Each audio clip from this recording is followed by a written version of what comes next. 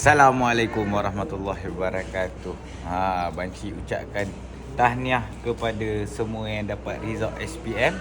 Disebabkan anak buah Banci ambil result SPM lah hari ni, Banci merasa duduk di kantin sekolah balik. Lepas tu dia orang panggil Banci pakcik. Nasib baik dia orang tak panggil Banci ustaz.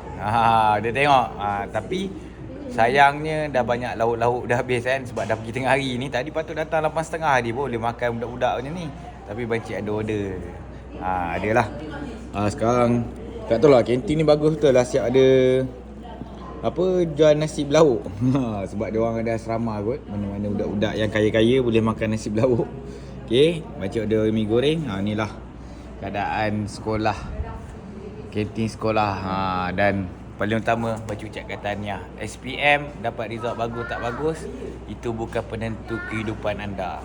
Jangan risau, semua kita raikan. Janji dia orang semua dah ambil result hari ni. Okey, Zaz. Baby Lola